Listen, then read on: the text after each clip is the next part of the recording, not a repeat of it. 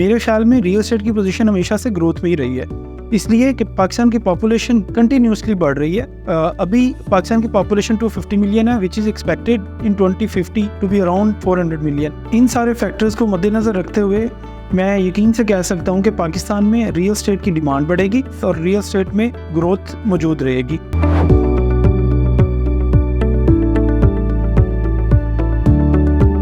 एक common perception है कि पाकिस्तान की रियल एस्टेट इकोनॉमी में कंट्रीब्यूट नहीं कर रही, जबकि ऐसा नहीं है। रियल एस्टेट इज इटसेल्फ एक बड़ी इंडस्ट्री है जिसके साथ बहुत सारी लाइट इंडस्ट्रीज जुड़ी हुई हैं, जैसा कि सीमेंट है, स्टील है, लेबर है, ग्लास है, इस तरह और बहुत सारी इंडस्ट्रीज जो इसके साथ जुड़ी हुई हैं। और इन सारी इंडस्ट्रीज की ग्रोथ रियल एस्टेट के साथ जुड़ी हुई है। इकोनॉमी में पैसे की सर्कुलेशन है और बहुत सारी जॉब क्रिएशन होती है।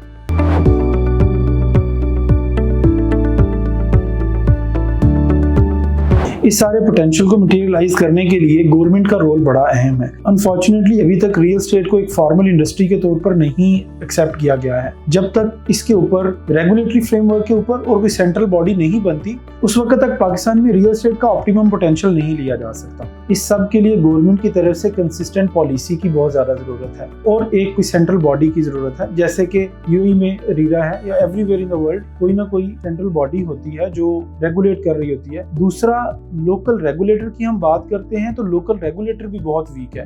रेगुलेटरी बॉडीज की इनकंसिस्टेंसी की वजह से बहुत सारी डेवलपमेंट अनप्लैंड है और अनप्लैंड कम्युनिटीज डेवलप हो रही हैं। अगर रेगुलेटर स्ट्रांग है तो बहुत सारी फर्टाइल लैंड वेस्ट होने से बच सकती है और वर्टिकल डेवलपमेंट की तरफ जा सकते हैं, जो एक्चुअली रियल एस्टेट है और जो इकोनॉमी में कंट्रीब्यूट करती है। तो मेरे ख्याल में रियल एस्टेट के पोटेंशियल को ऑप्टिमाइज करने के लिए गवर्नमेंट की तरफ से पॉलिसीज का इम्प्लीमेंट होना और पॉलिसीज का बनना बहुत जरूरी है।